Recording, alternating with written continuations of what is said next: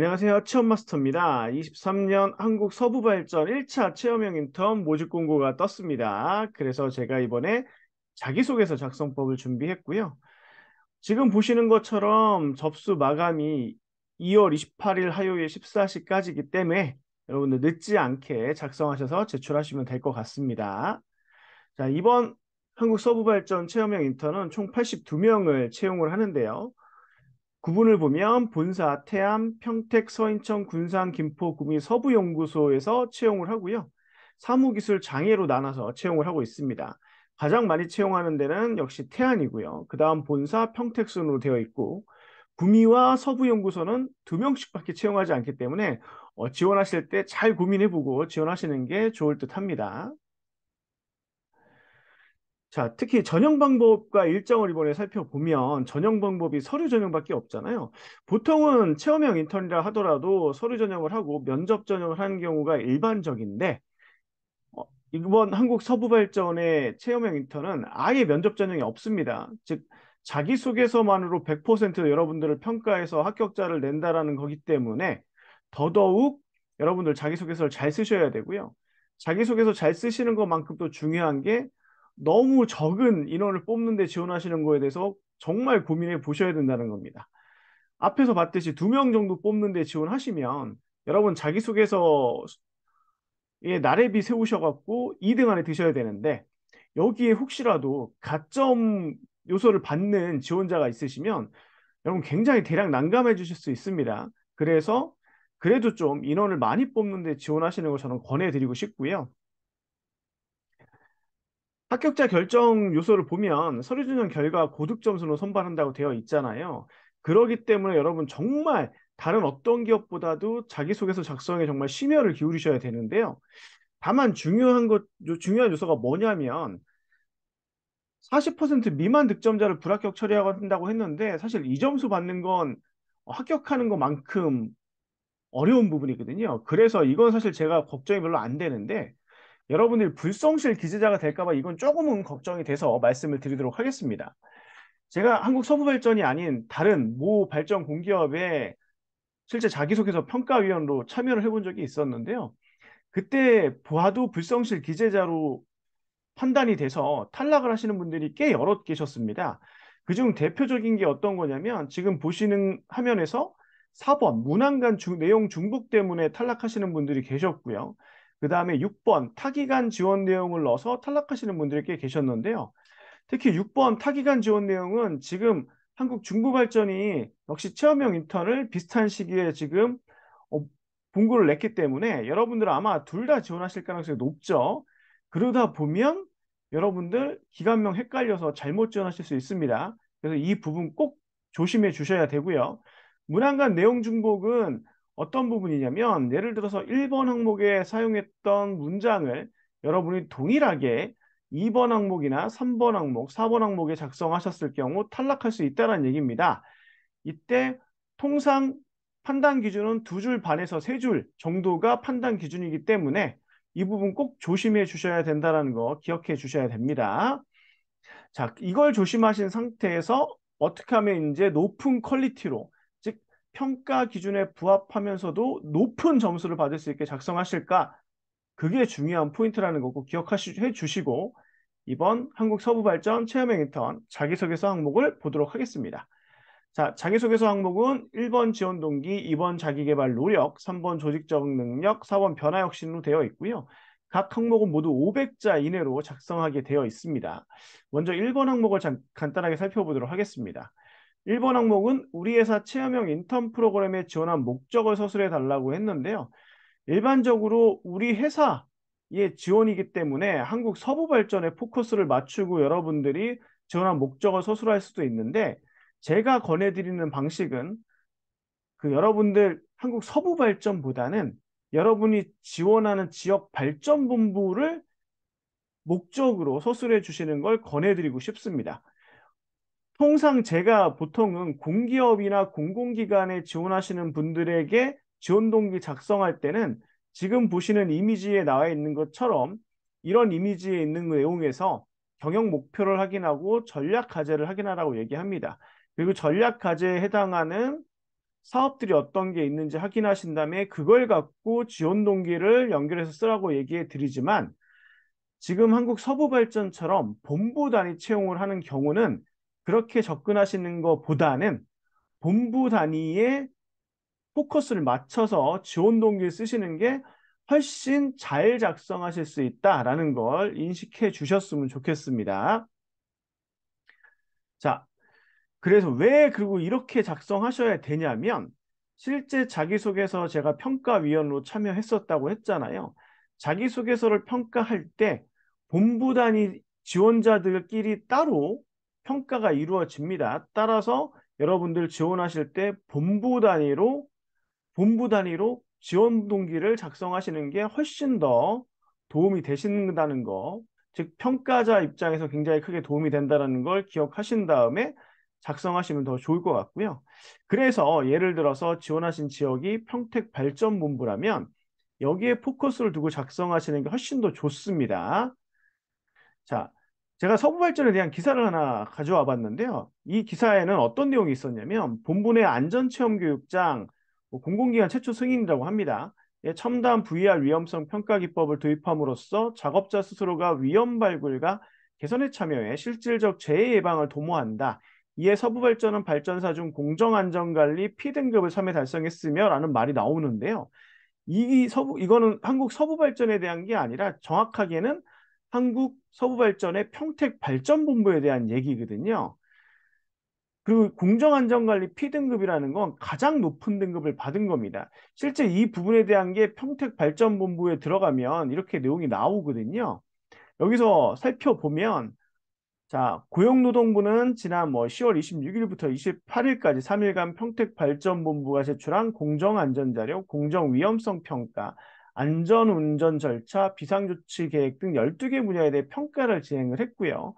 그 다음에 평택발전본부는 그래서 지난 3월부터 근로자의 협력업체 계층별 담당자를 대상으로 수준별 교육을 실시했고, 공정안전자를 포함한 각종 매뉴얼, 도면 등 관련서를 최신 버전을 업데이트했다고 했습니다. 그래서 어쨌든 PSM 플러스 M 마이너스 4개 평가 등급 중 최고의 P등급을 받았다고 되어 있는데요. 여러분들이 이 내용을 보고 한국 서부 발전에 포커스를 맞춰 쓰는 건 불가능하단 말이에요. 왜냐하면 이 내용은 지금 평택 발전 본부에만 해당되기 때문이죠.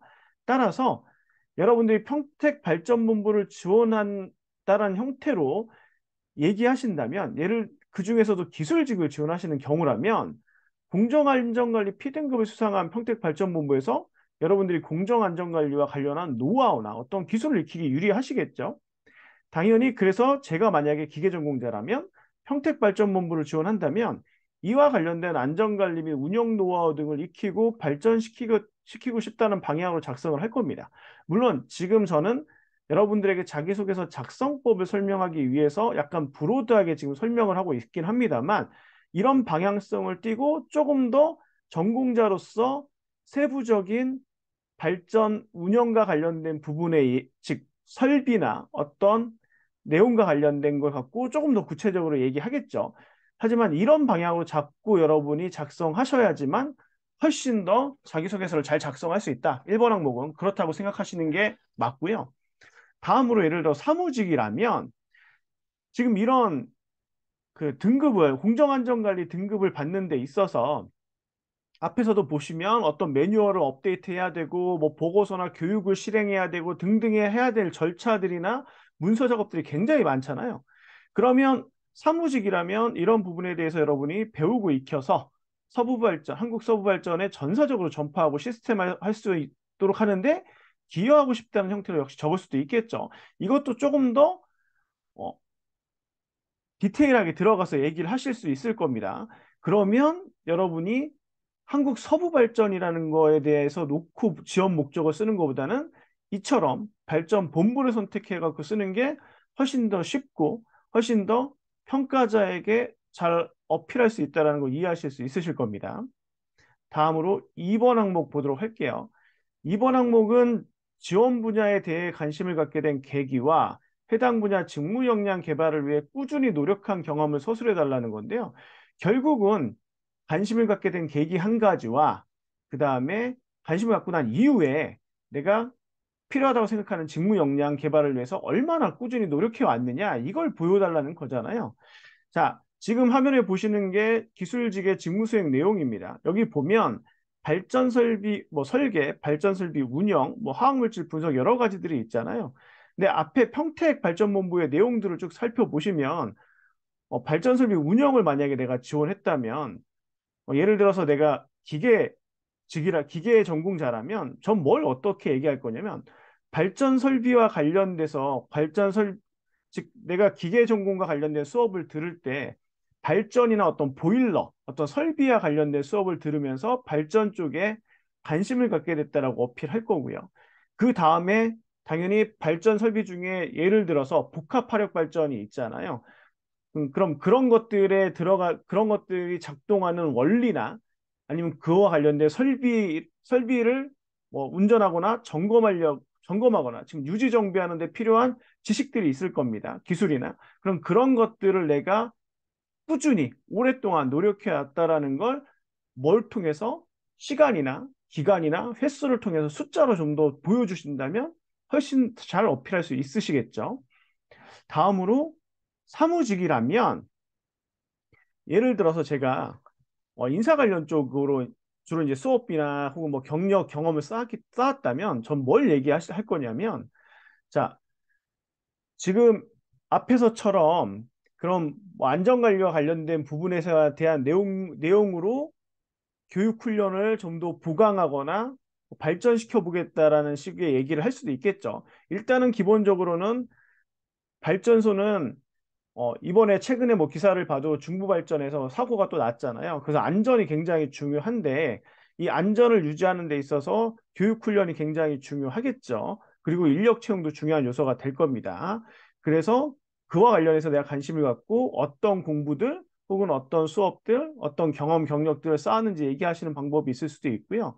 보통 발전소들은 계획 예방 정비라는 걸 하잖아요. 계획 예방 정비 기간에는 통상으로 기간제 근무자들을 굉장히 많이 채용합니다. 그럼 이때 인력 채용이 중요한 요소가 되기 때문에 이때 인력을 채용해서 그들이 안전하게 적시적재해서 제 역량을 발휘해서 근무할 수 있도록 교육하고 훈련해서 안전사고도 방지하고 어, 기간 내에 그 계획 예방 정비를 맞출 수 있게 할 수 있는 사람처럼 얘기하는 것도 한 가지 방법일 수는 있겠죠. 그러니까 그런 식으로 여러분들이 조금 더 스페시픽하게 발전소에 대해서 이해도를 갖고 연결해 나가신다면 도움이 되실 거라고 생각합니다. 자, 다음 3번 항목 보도록 하겠습니다. 조직이나 단체에 소속되어 해당 조직의 목표 달성을 위해 본인이 수행했던 역할 및 성과를 서술하고 인턴 기간 중 본인이 우리 회사에 기여할 수 있는 바를 작성해 달라고 했잖아요. 자, 여기서 이제 중요한 거는 해당 조직의 목표 달성을 위해 본인이 수행했던 역할 및 성과 하나와 그다음에 여기서 이제 여러분이 얻었던 혹은 했던 행동을 통해서 우리 회사에 기여할 수 있는 바가 뭐냐 이렇게 두 가지를 작성하는 거란 말이에요. 그래서 이 항목은 결국 이렇게 두 가지를 작성해야 하는 건데 인턴에게는 보통 큰 책임이 주어지는 업무를 줄 수가 없습니다. 발전소의 업무는 특히 기술직과 관련된 쪽 업무들은 안전사고와 굉장히 밀접한 관계가 있기 때문에 그래서 큰 책임이 주어진 업무를 줄 수가 없죠. 하지만 그렇다고 이제 인턴이라고 주어진 업무만 하거나 수동적인 모습만 보이는 사람을 원하는 조직은 없단 말이에요.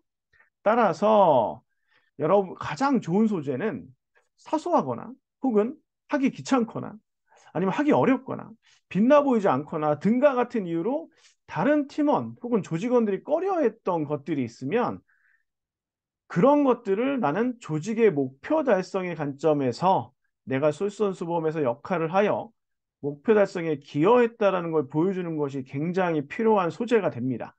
그렇기 때문에 나는 인턴으로 와서도 이렇게 사소해 보이거나 하기 귀찮거나 하기 어렵거나 빛나 보이지 않은 것도 조직의 목표 달성의 관점에서 먼저 솔선수범해서 기여할 수 있는 사람처럼 보이시면 되는 거거든요.